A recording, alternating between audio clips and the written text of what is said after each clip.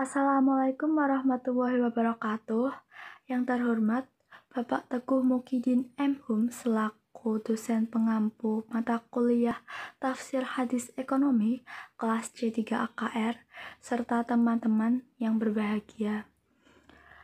Terima kasih atas kesempatan kali ini sehingga kami dari kelompok 5 dapat mempresentasikan hasil diskusi kami dengan judul Entrepreneur atau pengusaha. Kami kelompok 5 dengan anggota Sanisha Azura Faratita, NIM 076, Siti Fatimatuz Zahra, NIM 089, serta Fahrul Ishab Ramadan, NIM 096, akan menjelaskan mengenai pertama pengertian entrepreneur, kedua sejarah Nabi tentang entrepreneur, ketiga karakteristik entrepreneur, serta keempat etika dan akhlak seorang entrepreneur. Yang pertama, pengertian entrepreneur. Menurut Kamus Besar Bahasa Indonesia, entrepreneur didefinisikan sebagai orang yang pandai atau berbakat mengenali produk baru, menyusun cara baru dalam berproduksi, menyusun operasi untuk pengadaan produk, mengatur permodalan operasinya, serta pemasarannya. Jadi, entrepreneur dapat diartikan sebagai seseorang yang selalu membawa perubahan, inovasi, ide, dan aturan baru yang memiliki berbagai sumber daya untuk dikelolanya sehingga dapat memberi perubahan atau nilai lebih kepadanya. Seorang entrepreneur melakukan wirausaha dengan aktivitas yang sangat khas, yaitu pandai, kreatif, dapat mengenali peluang, produk, memasarkan, serta mengatur permodalan dan pengelolaannya. Di samping itu, seorang entrepreneur harus dapat memberdayakan dirinya untuk lingkungan sekitarnya, tidak sebaliknya dengan memanfaatkan sekitarnya saja untuk kepentingan dirinya sendiri. Kesuksesan seorang wirausaha dalam pandangan Islam bukan dilihat dari banyaknya harta atau keuntungan yang didapatnya, melainkan bagaimana usaha yang dilakukan itu benar-benar menambah kedekatan dan keridhaan Allah SWT, karena entrepreneur dalam Islam dianggap sebagai ibadah, maka tentu akan menumpuk semangat yang tinggi serta optimisme yang berkelanjutan bagi pelakunya, karena dapat mendatangkan pahala dan kita semakin sadar dan bersyukur bahwa semua ini pemberian Allah, termasuk kesuksesan. Allah menganjurkan kita untuk mampu dalam materi, termasuk agar kita dapat saling berbagi dengan sesama, karena sesungguhnya tangan yang memberi atau yang di atas lebih baik dari tangan yang meminta atau yang di bawah. Yang kedua, sejarah akan dijelaskan oleh rekan saya. Selanjutnya saya akan menjelaskan tentang sejarah kenabian entrepreneur. Mengkaji entrepreneur dalam perspektif Islam melalui sudut pandang sejarah Islam meniscayakan seorang untuk kembali menelaah sejarah agung Nabi Muhammad SAW. Sejarah kehidupan beliau yang sangat kental dengan nilai-nilai dan perilaku entrepreneurship menjadikan sangat layak untuk dijadikan acuan. Menurut Syafi'i Antonio, jiwa entrepreneurship dalam diri Nabi Muhammad tidak tertanam begitu saja, tetapi hasil dari proses panjang dari semenjak beliau masih kecil. Jauh sebelum diangkat menjadi Nabi dan Rasul, beliau sudah dikenal sebagai pedagang. Terjunnya Nabi Muhammad dalam perniagaan sejak kecil tidak lepas dari kenyataan hidup yang menuntut beliau untuk belajar mandiri. Tatkala beliau mampu bekerja sendiri, beliau mengembala kambing milik penduduk Makkah dan menerima upah atas jasanya itu. Kegiatan mengembala kambing mengandung nilai-nilai yang luhur, pendidikan rohani, latihan merasakan kasih sayang kepada kaum lemah, serta kemampuan mengendalikan pekerjaan yang berat dan besar.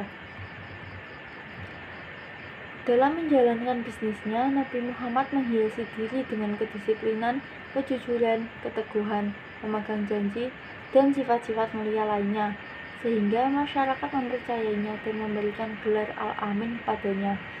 Karir Nabi sebagai entrepreneur bisa dijelaskan secara runtut, yaitu pada umur 12 tahun Nabi Muhammad telah mengenal perdagangan yang dapat diistilahkan dengan magang atau internship.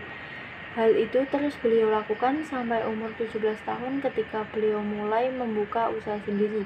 Saat itu beliau bisa dikatakan sebagai business manager. Dalam perkembangan selanjutnya, ketika beliau dipercaya untuk mengelola modal dari investor Mekah, beliau bisa disebut juga investor manager. Saat beliau umur 25 tahun dan menikah dengan Khadijah, beliau menjadi mitra bisnis sang istri, sehingga beliau bisa dikatakan sebagai business owner. Setelah menginjak umur 30 tahun, Nabi Muhammad menjadi seorang investor dan mulai memiliki banyak waktu untuk memikirkan kondisi masyarakat. Pada saat itu, beliau sudah mencapai apa yang disebut sebagai kebebasan uang atau financial freedom dan waktu. Sejak saat itu, beliau sudah mulai menyendiri ke Gua Hira. Hal itu beliau lakukan kira-kira sejak umur 37 tahun, dan pada umur 40 tahun beliau diangkat menjadi nabi dan rasul. Selanjutnya ada karakteristik entrepreneurship dalam Al-Quran. Yang pertama ada aktif. Islam mendorong umatnya agar bersifat aktif, bekerja keras, dan memiliki etos kerja yang tinggi. Islam sangat menghargai bahkan mengistimewakan orang Islam yang memiliki karakter-karakter di atas.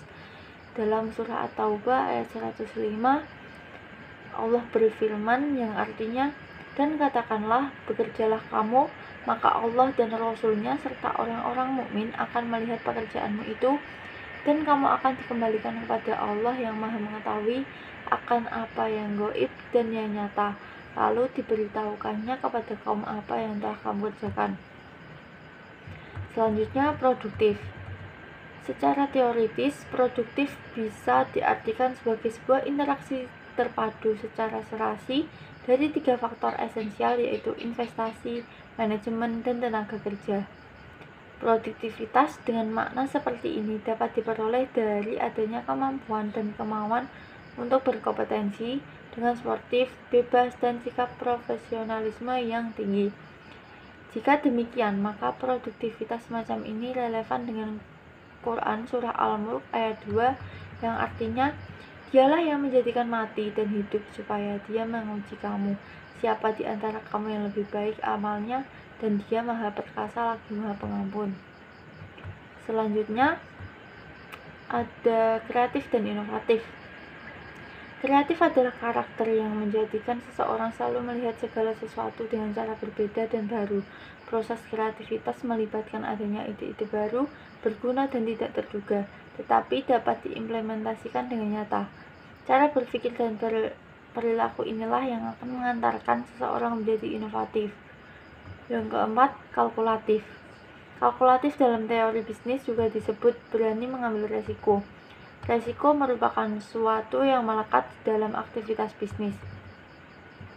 Dalam bisnis, setidaknya bisnis dibagi dalam 2 kategori, yaitu pertama resiko sistematis. Resiko ini diakibatkan oleh adanya kondisi atau situasi tertentu yang bersifat makro, seperti perubahan politik, kebijakan ekonomi, perubahan pasar, krisis, dan sebagainya. Kedua, resiko yang tidak sistematis, yaitu resiko yang unik dan cenderung tidak diprediksi. Menghadapi kenyataan bisnis yang demikian, maka dalam perspektif ekonomi Islam, seorang entrepreneurship muslim dituntut untuk selalu memperhitungkan segala kemungkinan resiko yang ada dalam aktivitas bisnis yang dijalani. Selanjutnya akan dilanjutkan oleh rekan saya, yaitu Fahrul Ishab Ramadan. Etika dan akhlak seorang entrepreneur. Leadership dan manajemen yang baik. Ciri kepemimpinan dan manajemen yang baik penting karena setiap hamba Allah mempunyai tanggung jawab masing-masing dan kelak akan dipertanggungjawabkan kepada Allah Subhanahu wa taala. Allah berfirman dalam surah Al-Anfal ayat 8 yang artinya agar Allah memperkuat yang hak Islam dan menghilangkan yang batil syirik, walaupun orang-orang yang berdosa musyrik itu tidak menyukainya.